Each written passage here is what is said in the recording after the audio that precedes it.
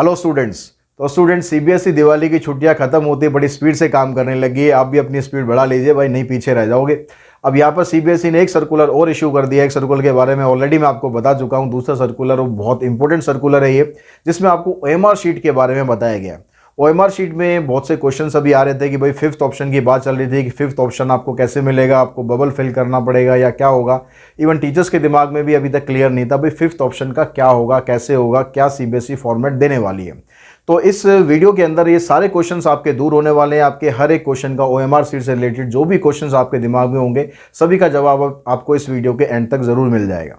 तो यहाँ सर्कुलर के बारे में हम स्टार्टिंग में एक बार देख लेते हैं। सर्कुलर ये जो इशू है, तो इस सर्कुलर में सीबीएसई ने आपको क्या क्या बताया है, क्या क्या चीज़ें आपको ध्यान रखनी है, इन सब चीज़ों के बारे में अगर हम बात करें तो ये सर्कुलर भी आपका 6 तारीख यानी 6 नवंबर मतलब भाई दूज वाले दिन ही, यानी दिवाली की छुट्टियां खत्म होती सीबीएसई ने तड़ातड़ सर्कुलर डालने स्टार्ट कर दिए। तो सबसे पहले तो सीबीएसई ने आपको ग्रीट किया है, जो फेस्टिवल सीजन गया है उसके लिए ग्रीट किया है। तो उसके बाद अब इसने ओएमआर शीट के बारे में आपको बताया। अब ध्यान से एक एक पॉइंट सुनना कि क्या क्या चीज़ें ओएमआर शीट के बारे में आपको बताई गई है। कहता है sample copy of OMR is enclose with this letter. इस लेटर के साथ आपको एक सैम्पल कॉपी मिलेगी। सैम्पल कॉपी आपको देखनी है, डिस्क्रिप्शन बॉक्स में आपको लिंक मिलेगा, डाउनलोड करो। आपको सैम्पल कॉपी भी यहाँ पर देखने को मिल जाएगी कि कैसी आपकी ओएमआर शीट आने वाली है। Detail of the candidate will be pre filled in the OMR. उस ओएमआर के अंदर आप देखोगे तो डिटेल ऑलरेडी पहले से भरी हुई है, उसी तरीके से आपको अपनी डिटेल भरनी है। उसकी डिटेल नहीं भरनी है जो वहाँ पर प्री फिल्ड है, आपको अपनी डिटेल भरनी होगी जब आप सेंटर पे जाएंगे। Candidate has to write a question paper code in the upper right corner. OMR sheet के राइट में अपर साइड में एक ब्लैंक स्पेस दे रखा होगा जहाँ पर आपको क्वेश्चन पेपर का कोड भरना होगा। वो कोड आपको क्वेश्चन पेपर में मिलेगा। Candidate has to write in her own hand writing in the space provided. Student को अपनी राइटिंग में ही एक लाइन यहाँ पर लिखनी पड़ेगी, I confirm that all particulars given above are correct. ये आपको एक स्टेटमेंट वहाँ पर देनी पड़ेगी और उस पर उसको साइन करने पड़ेंगे कि आप जो भी भर रहे हैं वो ठीक भर रहे हैं। इससे गलत बिल्कुल मत भरना। Only blue and black ball point pen is to be use to filling the information. Use of pencil strictly prohibited. Pencil का यूज़ बिल्कुल नहीं करेंगे। It is found that the candidate has use the pencil for filling OMR, this will be considered as use of unfair means. बहुत important चीज़ ये CBSE ने की है कि भाई आप पेंसिल लेके ही नहीं जा सकते हो। पेंसिल अगर आपने यूज़ करी तो उसको माना जाएगा अनफेयर मीन्स। तो इसका ज़रूर खास ध्यान रखना कि पेंसिल अलाउड नहीं है एग्ज़ाम सेंटर पर। उसके लिए आपके ऊपर कोई ना कोई पनिशमेंट भी हो सकती है, तो ध्यान रखें इस चीज़ को। Following are the important feature of the OMR. OMR के बारे में इंपॉर्टेंट चीज़ें अब क्या क्या है। कहता है there is a space for answering 60 question in an OMR. OMR के अंदर 60 क्वेश्चन होंगे। वो डिपेंड करेगा कि आपको कितने क्वेश्चन वहाँ पर, जैसे हम अप्लाइड मैथमेटिक्स की बात करें 50 क्वेश्चन आएंगे, 50 में से 40 करने। लेकिन अगर आप बात करोगे अकाउंट्स की तो उसमें 60 क्वेश्चन आएंगे, इसलिए 60 तक का स्पेस है, तो आप वो यहाँ पर यूज़ कर सकते हो। सेकेंड पॉइंट में क्या है, answer given the maximum question number will not be evaluated. Meaning if there are 45 question in some question paper and the candidate is changing question number 46 in OMR and writing this question as 45 and then giving the answer, it will not be evaluated. मान लो question के अंदर, जैसे आप applied maths की बात करें कि भाई 50 क्वेश्चन है टोटल, आप 51st क्वेश्चन में जाके वहाँ पर लिख रहे हो कि मेरा 49th क्वेश्चन का आंसर ये है, तो उसके मार्क्स आपको नहीं मिलेंगे चाहे आपने सही आंसर भी दिया हुआ हो। For giving a response 4 circle A, B, C, D are given in the front of each question in a row. Candidate once confident about the correctness of reply should darken the circle with a pen. आपको 4 option मिलेंगे। 4 option में से आपको, जब आप confident हो जाएं कि ये आपका आंसर ठीक है, तब आपको पेन से उस सर्कल को डार्क करना है। डार्क कैसे करना है इसका भी फॉर्मेट ऊपर दिया है, मतलब सर्कल को पूरा फिल करना है। आधा नहीं भरना, ज़्यादा नहीं भरना, ये भी ध्यान रखना है। क्रॉस नहीं करना, ये सब चीज़ें जो ऊपर आपको दे रखी होंगी, एक बार सैम्पल ओएमआर शीट देख लेना उसको ध्यान से, और उसी तरीके से सर्कल्स को आपको फिल करना है।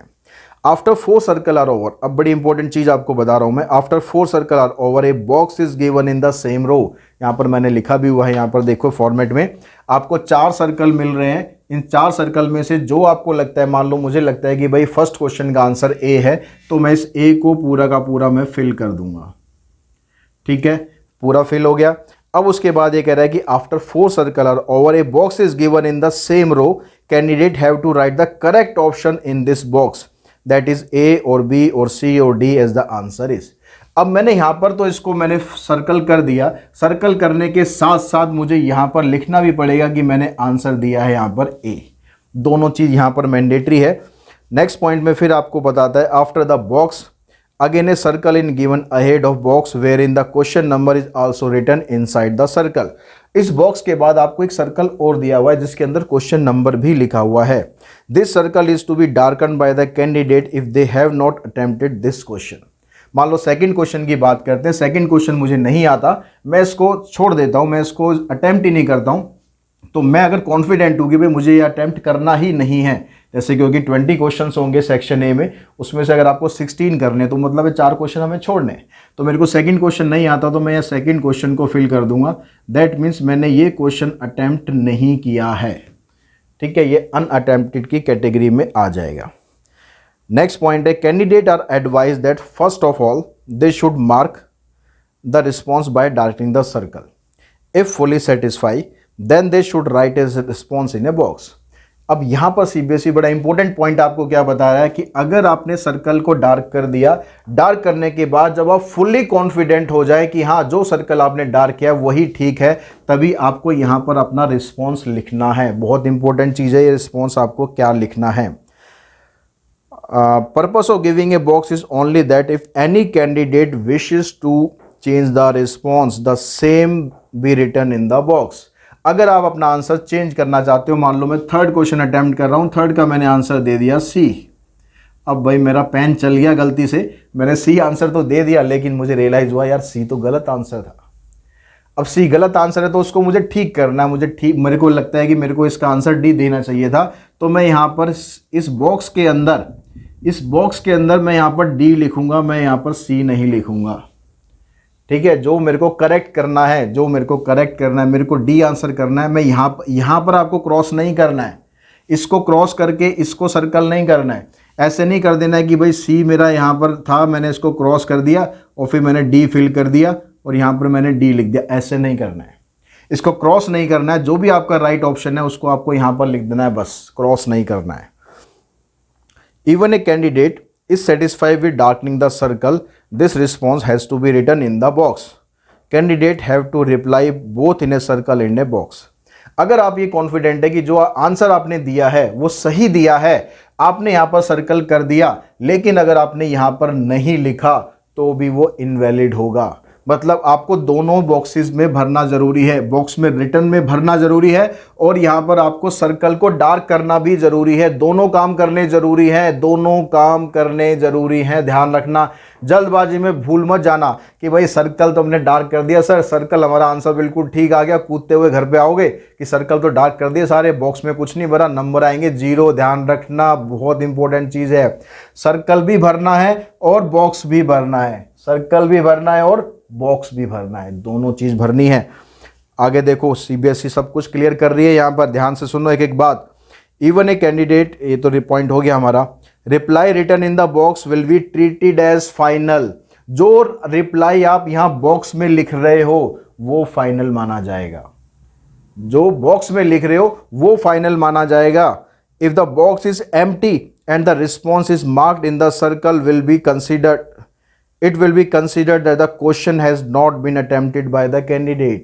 आपने भाई यहाँ तो सर्कल तो भर दिया, आपने यहाँ कह दिया कि मेरा आंसर बी है, यहाँ पर छोड़ दिया, यहाँ कुछ लिखा ही नहीं, तो सीबीएसई कहेगी कि ये क्वेश्चन अटेम्प्ट नहीं हुआ। सीबीएसई पहले इसको चेक करेगी कि क्वेश्चन आपका अटेम्प्ट नहीं हुआ। अब अटेम्प्ट ही नहीं हुआ तो फिर आंसर किस बात का, नंबर किस बात के, ठीक है। If the response is given in box and the circle is left blank, it will be considered that the question has been attempted by the candidate।